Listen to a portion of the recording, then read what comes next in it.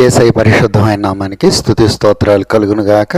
ఈ వాక్యం వింటున్న అందరికీ దేవుని పేరిట వందనాలు తెలియజేస్తున్నాను. దేవుని కృపను బట్టి మరి దినం దేవుని వాక్యం ధ్యానం చేసుకోవటానికి ప్రభువు మనకు మంచి సమయం ఇచ్చారు.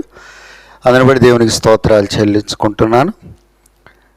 తీతుకు రాసిన పత్రిక 1వ అధ్యాయం 16వ వాక్యాన్ని చదువుకుందాం.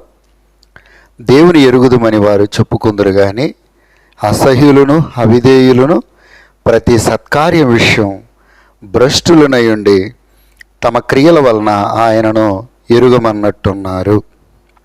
దేవునికి స్తోత్రాలు కలుగును గాక. ప్రియమైనటువంటి దేవుని బిడ్డలారా, ఈ చదువుకున్నటువంటి వాక్యంలో దేవాది దేవుడు మనకు ఒక సంగతిని తెలియజేస్తున్నారు. ఏంటంటే, దేవుడు ఎలాంటి భక్తి కోరుకుంటున్నాడు, మానవుడు ఎలాంటి భక్తి చేస్తున్నాడు అనేటువంటి విషయం ఇక్కడ తేటతెల్లం చేస్తున్నారు. చూసినప్పుడు చాలామంది అంటే భక్తి జీవితంలో ఏమనుకుంటున్నారు, దేవుని ఎరుగుదుమని వారు చెప్పుకుంటున్నారంట. అంటే ఏంటి? నోటి మాటల చేత మేము దేవుని బిడ్డలం, రక్షణ పొందాం, దేవుని సంఘంలో ఉన్నాం అని నోటి మాటల భక్తిని ప్రదర్శిస్తున్నారు. ఆ కింద ఏముందంటే, తమ క్రియల వలన ఆయనను ఎరుగమన్నట్టున్నారు. చూడండి ప్రియులారా, నోటి మాటల చేతనేమో భక్తిపరులుగా కనబడుతున్నారు, కానీ క్రియల చేతన మాత్రం వాళ్ళ జీవితాల్లో భక్తి అనేది కనబడతల.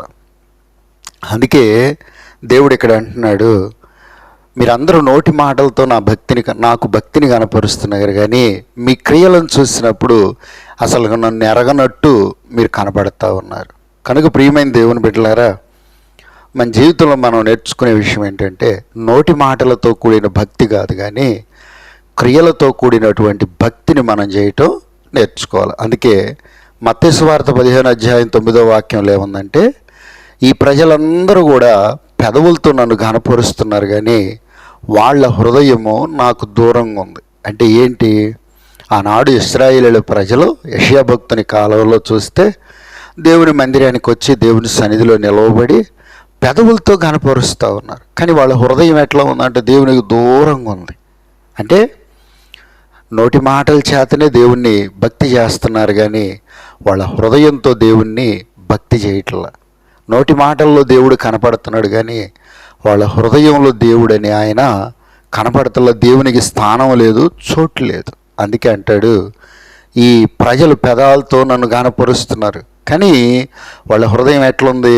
నాకు చాలా దూరంగా ఉంది. దేవుడు ఎంత బాధపడతా మాట్లాడుతున్నాడు. ప్రియమైన దేవుని బిడ్డ, ఈ వాక్యం అంటున్నటువంటి నీవు పెదవులతో నోటి మాటలతో భక్తి చేస్తున్నావా, లేదా నీ జీవితంలో దేవుని యొక్క క్రియలు చేస్తూ నీ జీవన విధానంలో అట్లనే నీ భక్తి విధానంలో క్రియలతో కూడినటువంటి భక్తిని కనబరుస్తూ ఉన్నావా? ఒకసారి ఆలోచన చేద్దాం.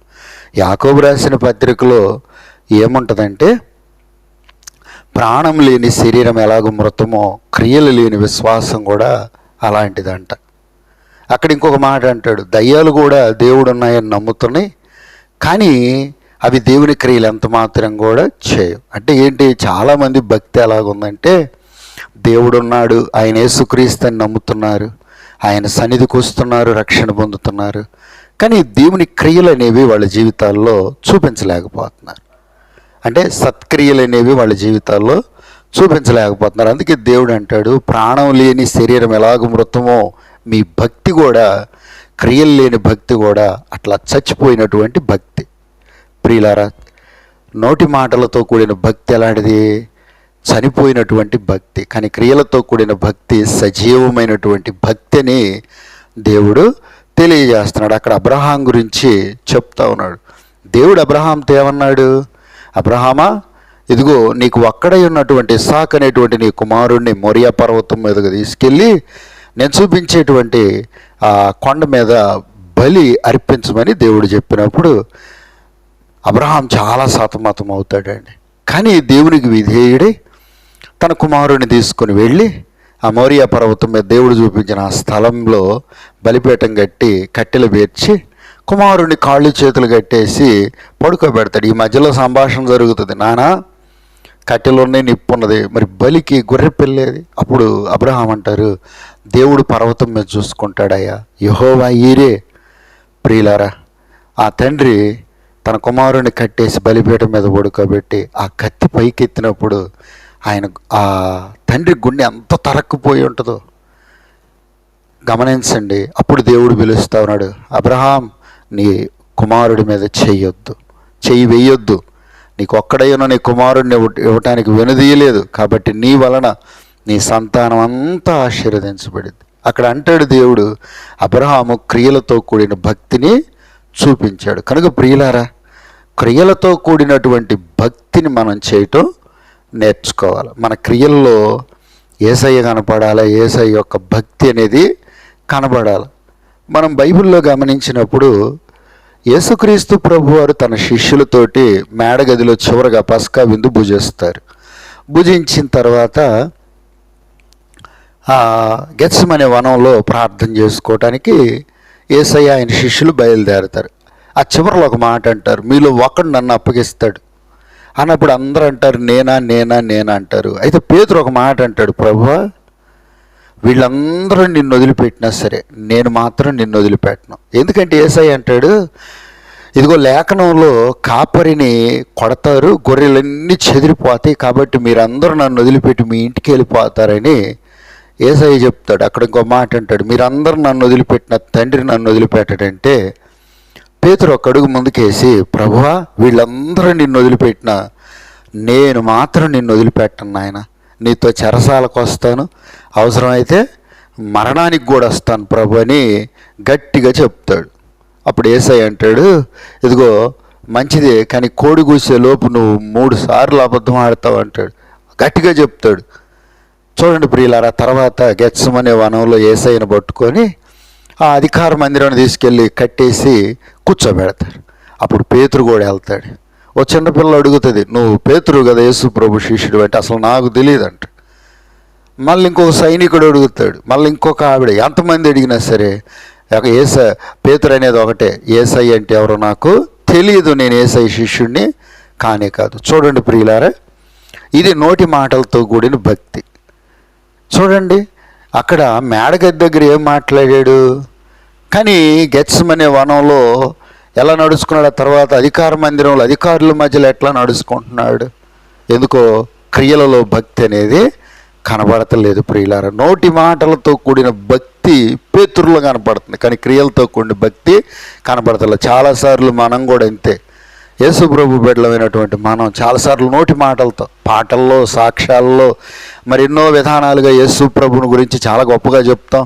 యేసయ్య గురించి నేను అట్లా నిలబడతాను, ఇట్లా నిలబడతానని చెప్తాం, కానీ తీరా నిలబడే సమయానికి వచ్చేసరికి తప్పిపోతూ ఉంటాం. అందుకే అంటాడు, మీరు నోటి మాటలతో కూడిన భక్తిని కాదు కానీ క్రియలతో కూడిన భక్తిని నేర్చుకోండి. ప్రియమైన దేవుని బిడ్డలారా, క్రియలతో కూడిన భక్తి అనేది మన జీవితాల్లో మనం నేర్చుకోవటం అనేది ఎంత అవసరం ఆలోచన చేద్దాం. యోబు జీవితంలో మనం గమనించినప్పుడు, యోబు జీవితంలో దేవుని పరీక్ష అనేది ఒకటి ఎదురవుతుందండి. ఎదురైనప్పుడు సమస్తాన్ని పోగొట్టుకున్నప్పుడు అప్పుడు యోబు ఏం చేస్తాడు, తన తల వెంట్రుకలు, గడ్డపు వెంట్రుకలు గొరిగించుకొని, గోని పట్ట కట్టుకొని, బూడిద పోసుకొని దేవుని బలిపీఠం ఎదుట దేవుని సన్నిధిలో సాష్టాంగపడి అంటాడు, యెహోవా ఇచ్చును, యెహోవా తీసుకొని పోయినని చాలా చక్కని భక్తిని అనేది ప్రదర్శిస్తాడు. ఆ తర్వాత మనం చూసినట్లయితే యోబుకు రెండోసారి శ్రమ వచ్చి శరీరం అంతా కురుపులతో నిండబడ్డప్పుడు మరి బూడిద పోసుకొని చల్ల పెంకుతో గీక్కుంటుంటే భార్య వచ్చి అంటది, ఇంకా యథార్థతను వదిలిపెట్టవా, దేవుడు అంటావా, ఇదిగో దేవుడిని దూషించి చచ్చిపోమని చెప్పేసి చెప్తుంది. అప్పుడు యోబు ఏమంటాడు తెలుసా, మూర్ఖురాలు మాట్లాడినట్టు మాట్లాడబా, దేవుని వలన మనం మేలు అనుభవించాం కానీ కీడు అనుభవించలేమా. చూడండి ప్రియులారా, తన నోటి మాటల్లో ఎలాంటి భక్తి అయితే కనపరిచాడో తన క్రియల్లో కూడా అలాంటి భక్తి కనపరిచాడు. స్నేహితులు వచ్చి నిందించారు, భార్య నిందించింది, ఎంతో కాలం శ్రమ మధ్యలో ఉన్నాడు కానీ ఏనాడు దేవుణ్ణి వదిలిపెట్టలేదు, దేవుణ్ణి దూషించలేదు, దేవునికి నమ్మకంగా బ్రతికాడండి. అందుకే దేవుడే ప్రత్యక్షమే అతన్ని స్వస్థపరిచి 2 అంతలుగా ఆశీర్వదించాడు. ప్రియులారా చూడండి, క్రియలతో కూడిన భక్తి అంటే ఇది. రూతు జీవితంలో కూడా గమనిస్తే, రూతు మరి నయోమి యొక్క కోడలు, భర్తను కోల్పోయింది. నయోమి మరి తిరిగి బెత్లెహేముకి వచ్చేటప్పుడు ఇద్దరు కోడళ్ళు వెంటబడితే, అమ్మ మీ ఇళ్ళకి వెళ్ళి పెళ్ళిళ్ళు చేసుకొని మీరు చక్కగా ఉండండి అంటే వార్పం ముద్దు పెట్టుకొని వెళ్తుంది. కానీ రూత్ ఏం చేస్తుందో తెలుసా? నయోమిని హత్తుకొని ఒక మాట అంటది, అమ్మ నన్ను తిరిగి వెళ్ళొద్దని చెప్పొద్దు, ఇంక నాకు చాలు, నీ దేవుడు నా దేవుడు, నీ ప్రజలు నా ప్రజలు, నువ్వు ఎక్కడ మృతి పొందుతావు నేను అక్కడ మృతి పొందుతానని చాలా గట్టిగా చెప్తుంది. ప్రియులారా, తర్వాత బెత్లెహేముకి వచ్చి తన అత్తతో పాటు నివసిస్తూ బోయజు పొలంలో పరిగేరుకుంటుంది. ఒకరోజు బోయజుకి రూతుకు సంభాషణ జరుగుతుంటే బోయజ్ అంటాడు, అమ్మా మా ఊరోళ్ళందరూ చెప్పుకుంటున్నారు నువ్వు యోగ్యురాలు అని. అట్లనే నీ వెనుకటి సత్క్రియల కంటే కూడా ఇప్పుడు సత్క్రియలు మరి ఎక్కువగా ఉండిపోయినాయి అమ్మా. చూడండి ప్రియులారా, ఆమె తన నోటి మాటలతో ఎలాంటి తీర్మానం చేసుకుని భక్తిని కనపరిచిందో తన క్రియలలో కూడా అలాంటి భక్తిని కనపరిచింది. కాబట్టి ఆ ఊరి ఆసామి బోయజ్ ఎంత చక్కని సాక్ష్యం చెప్తున్నాడు. ప్రియులారా, నోటి మాటలతో కాదు కానీ క్రియలతో కూడినటువంటి భక్తిని దేవుడు కోరుకుంటా ఉన్నాడండి. ఇంకా పరిశుద్ధ గ్రంథంలో చూస్తే అననీయ సప్పీర అనేటువంటి ఓ ఇద్దరు భార్యాభర్తలు ఉన్నారు. ఆనాడు దేవుని సంఘంలో చాలామంది తమ చిరాస్తులను అమ్మేసి దేవుని పరిచర్యకిచ్చి దేవుని సేవలో వాళ్ళు కొనసాగుతున్నారు. ఈ ఇద్దరు భార్యాభర్తలు కూడా ప్రేరేపించబడి దేవుని సంఘం ముందు నిలబడి మేము కూడా మాకున్న పొలాన్ని అమ్మేస్తాం, మరి సేవకి ఇచ్చేస్తామని చాలా గొప్పలు చెప్పారు. ఇంటికి పోయారు, పొలం అమ్మారు, డబ్బులు రాగానే వాళ్ళిద్దరికి వ్యసనం కలిగింది. ఏం చేశారు? డబ్బులు కొంత దాచుకొని ఇద్దరు భార్యాభర్తలు వచ్చేసి దైవజనుడికి డబ్బులు ఇస్తే ఎంతకే అమ్మారంటే, ఎంతకే అమ్మినవయ్యా, ఎందుకు మీరు పరిశుద్ధాత్మను దేవుడిని మోసం చేయడానికి ఏకీభవించారు అనగానే ఇద్దరు చచ్చిపోతారు. చూడండి ప్రియులారా, నోటి మాటల్లో ఎంత భక్తిని కనపరిచారో కానీ క్రియల్లోకి వచ్చేసరికి అలాంటి భక్తిని కనపరచట్లేదు. ఈ రోజుల్లో చాలామంది అండి కార్యం జరగకముందు ఎన్ని మొక్కుబొళ్ళు చేసుకుంటారు. మేము దేవునికి అది ఇస్తాం, ఇది ఇస్తాం, మాకు ఉద్యోగం వస్తే అది ఇస్తాం, లేకపోతే మాకు పని అయితే, లేకపోతే పెన్షన్ వస్తే, లేకపోతే ఇంకొకటి ఎన్ని చెప్తారు. తీరా దేవుడు ఇచ్చినాక మరి ఆ డబ్బులు చూసి నాకు ఎందుకో పుండు పుడతా ఉంది, వ్యసనం కలుగుతుంది మనుషుల్లో. ప్రియులారా, ఆలోచన చేయండి. నోటి మాటల్లో ఎంత భక్తిని కనపరుస్తున్నారు కానీ క్రియల్లోకి వచ్చేసరికి వాళ్ళ జీవితాల్లో భక్తి అనేది కనపరచలేకపోతున్నారు. అందుకే దేవుడు అంటాడు, చాలామంది అంట దేవుని ఎరుగుదుమని నోటి మాటలతో చెప్తున్నారు కానీ క్రియలు వచ్చేసరికి కనబడతలేదు. ప్రియులారా, మనందరం కూడా నోటి మాటలతోనే కాదు క్రియలతో కూడిన భక్తిని నేర్చుకుందాం.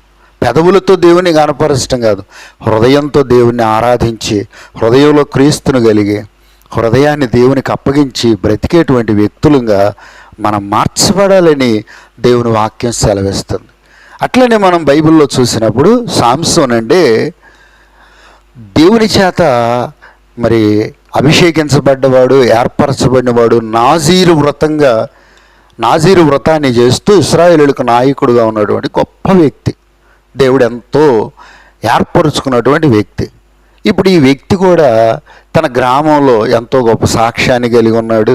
అందరికీ కూడా దేవుని గురించిన సాక్ష్యం అన్ని రకాలుగా బాగుంది. కానీ ఊరు దాటి వెళ్ళి ఫిలిస్తీన్ దేశంలోకి వెళ్ళి ఏం చేస్తున్నాడు తెలుసా? వేశ్యల వెంట తిరుగుతున్నాడు. గ్రామంలోనే ఒక రకంగా ప్రవర్తిస్తున్నాడు, బయటికి వెళ్ళిన తర్వాత మరొక రకంగా ప్రవర్తిస్తూ ఉన్నాడు. చూడండి, నోటి మాటలతో కూడిన భక్తి. ప్రియులారా, ఊరిలో ఎంత గొప్ప సాక్ష్యం చెప్పుకుంటున్నాడు. దేవుడు మరి నేను నాజీరు వ్రతం చేస్తున్నాను, నేను చిన్నప్పటి నుంచి ద్రాక్షవల్లి నుండి పుట్టింది ఏది తినలేదు, నా తల వెంట్రుకలు నా శరీర వెంట్రుకలు అన్నీ పెంచుకుంటున్నాను నా దేవుడి కోసం, నేను దేవుని వలన ఏర్పరచబడ్డా, అది ఇదని చెప్పుకున్నాడు. కానీ బయటికి వెళ్ళి వేశ్యల వెంట తిరుగుతున్నాడు. చూడండి ప్రియులారా, ఎంత భయంకరమైన విషయం. చివరికి దెలీలా చేతిలో చిక్కాడు. ఆమె ఏం చేసిందో తెలుసా?